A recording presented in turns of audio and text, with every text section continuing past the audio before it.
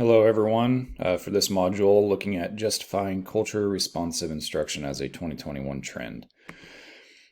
And for the evaluation of USD 310 Fairfield, things that are trends that the district is integrating at a pretty solid rate right now is building relationships, student collaboration, differentiated instruction, connecting the classroom to the real world, and closing the digital divide.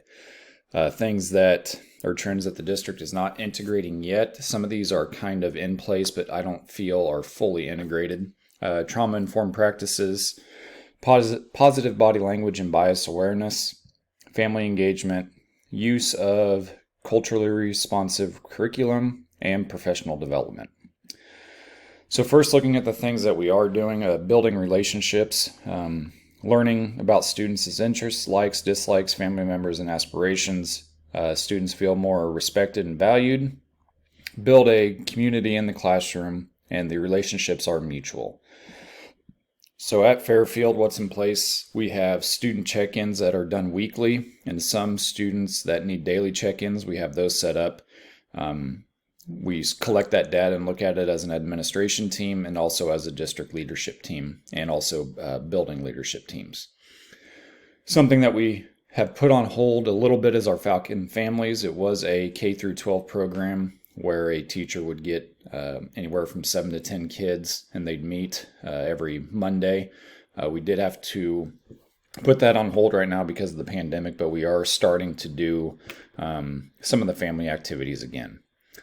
WIG goals, something that we did at the elementary level, wildly important goal that the teacher shows one thing that they can intentionally do every single day to at least every single student.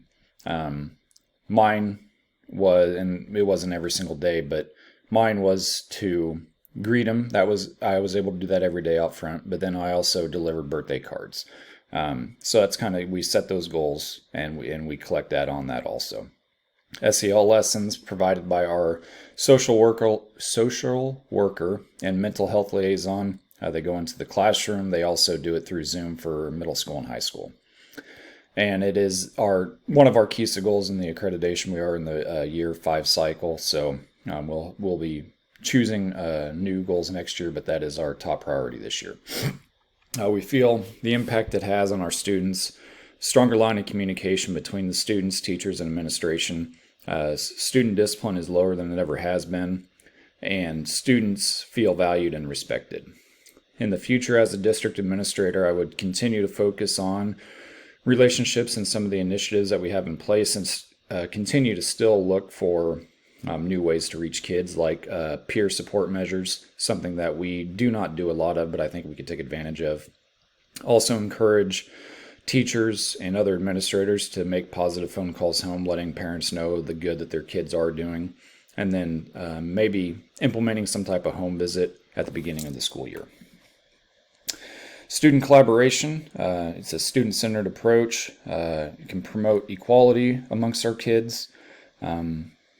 When they kind of have a voice in how they create a project or work together, they might be more highly engaged, and it gives them new opportunities, and the teacher then becomes more of a facilitator instead of just a director. So something that Fairfield, what we have in place, MTSS is used in each classroom. We do have a high focus on project-based learning or problem-based learning with our KESA goals. And we do also do a lot of interdisciplinary units across grade levels. We team up elementary with middle school, elementary with high school, those type of things, especially with our ag classroom and science that we do. Math classrooms get together, so we do that a lot. And then we have a Bigs and Little program where the younger grades, say K-5, team up with high school and middle school to do activities. Impact on our students, it does require these, with collaboration, utilize higher order thinking and critical thinking skills, hands-on approach to instruction. Students learn a valuable skill learning to work with each other.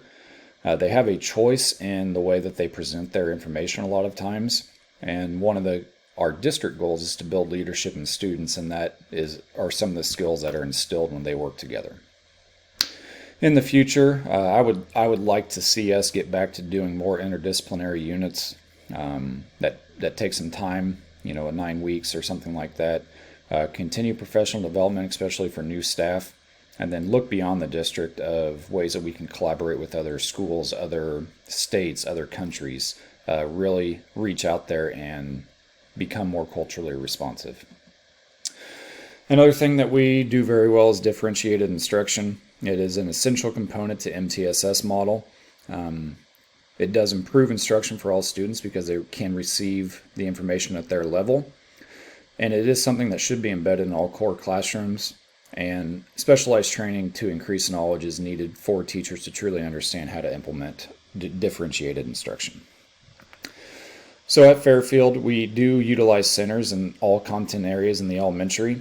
Middle school starting to lean this way a little bit, and they've started doing an MTSS model for reading, where students are able to get extra help when they used to not be able to in the years past. We're very fortunate that our Title I teacher moved up to become a middle school social studies teacher, so she also does some language arts for them too. The impact, we have had a rise in test scores since implementing differentiated instruction in MTSS. Students receive instruction at their level, so they're able to understand maybe a little bit better if they're reading at a certain level, or if they're doing math facts at a certain level. The teacher designs instruction to meet their needs. And then grouping is driven by data analysis every month by our Title I teacher and the BLT team. We look at data and group students. In the future, again, focus on specialized training for teachers so they understand how to truly implement differentiated instruction. And then also encourage all grade levels to differentiate. I know we're pretty good with it right now at K through 8. High school can still use a little bit of work there, but I think in the future it's going to happen. And then I would like to provide time for data meetings so we can truly analyze data during the day. Another thing that Fairfield does pretty well, I feel, is connecting the classroom to the real world. Helps students see the knowledge and skills that are valuable to their lives. We have a lot of farming, so we do a lot of community things with farmers coming and doing introductions to certain things that students are interested in. They can examine a problem in the society and look at different ways to have solutions for critical issues. They receive a sense of civic responsibility. That's a big thing with our KISA too, is having a lot of civic duties. And then if the material is relatable, students are more likely to be interested in the subject.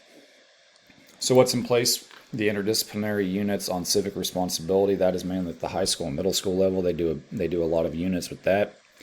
Engaging in community resources. Like I said, we bring in a lot of like farmers, the feedlot, those type of community people that come in and do presentations all the time for our students. And then one of our goals was relevance in this KISA cycle, so we have focused a lot on making the information relevant to the students. So how this impacts the students, they receive great critical thinking skills when doing these civic responsibility units. They see how the learning impacts their lives. They can see it firsthand. And then they see that they can make a difference in our community and in the greater world. In the future, require more focus on relevance of the material and provide, again, professional development so they can truly design interdisciplinary units, problem-based units where they are bringing the real world into the classroom.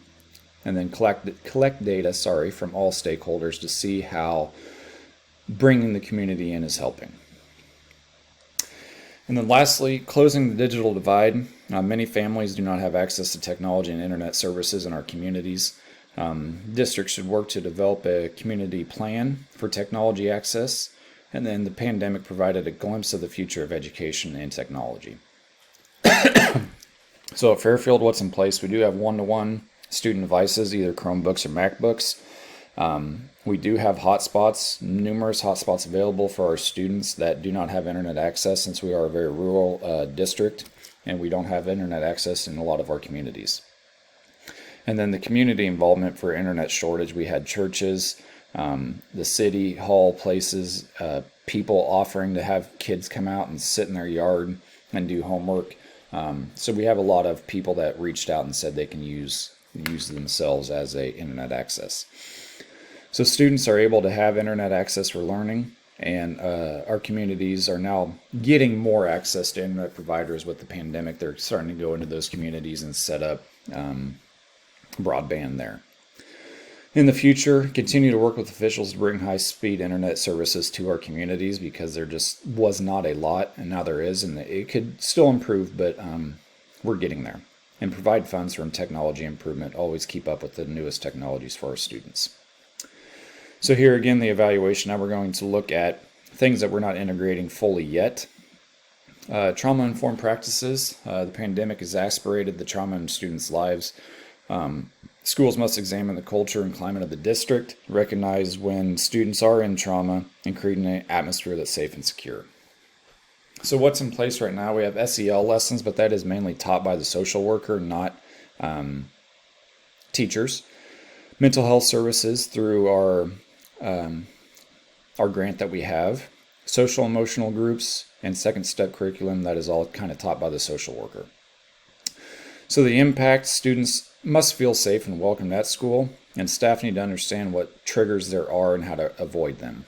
So in the future, I like to provide professional development on trauma-informed practices and expand beyond the social worker. Yes, use her as a key piece, but the teachers need to take a more active role in the SEL lessons. Positive body language and bias awareness. This is nonverbal communication that can impact students. They pick up on those things very quickly. Understand personal and system-wide biases, and then promote tolerance and foster appreciation for diversity. And at Fairfield, many teachers and staff are just unaware of these practices. They are not aware that their body language does send a message. So how the students are impacted, they may not feel valued in school. They might not feel liked. And students might feel like they might be blamed for their academics instead of understanding where the students are at. So in the future, providing resources and training again, and then be open and aware of my own biases to model how to put those aside when better good for the students. Family engagement. Parents are interested in the child's education. We have to believe that. Collaborate with families to develop a shared vision and how we want our district to move forward. And then invite all stakeholders to bridge that gap between the school and larger community altogether. We have a parent organization with very limited membership, low attendance of school events, activities by parents, and sometimes a poor attitude towards the district from our parents. So the impact this has: students do not feel valued at school or value school or feel valued. They sometimes have a negative view of parents and families from our students and our teachers, and there's kind of just a low morale throughout the district when there's not a lot of engagement. So in the future, we have looked at doing a lot of family engagement nights, offering food, of course, and some activities, some classes, those type of things, and then continue to promote the positives of school on social media. Culturally responsive curriculum is another area I think we can grow. Include literature and posters and those type of things, just diversity overall. So what's in place? Our new reading curriculum is very culturally responsive, but it is brand new in the elementary level. And we do have a diverse classroom and school libraries. The impact: students are exposed to different cultures, and it reinforces that diversity matters and is important. In the future, encourage a conscious effort to include and display diversity, provide funds to create a more diverse culture. And then professional development, specialized training on cultural competence, equity, and social justice can improve instruction and provide equitable strategies, may improve achievement by students. So right now at Fairfield, we have very limited PD days negotiated into our calendar, and the negotiations have eliminated all collaboration days, and there is a teacher reluctance to attend PD. So I believe students are not receiving the best practices in education right now. Teachers are not up to date with being culturally responsive, and I think it's hurting our students. So in the future, negotiate more days for professional development, plan intentional trainings, and send teachers to trainings.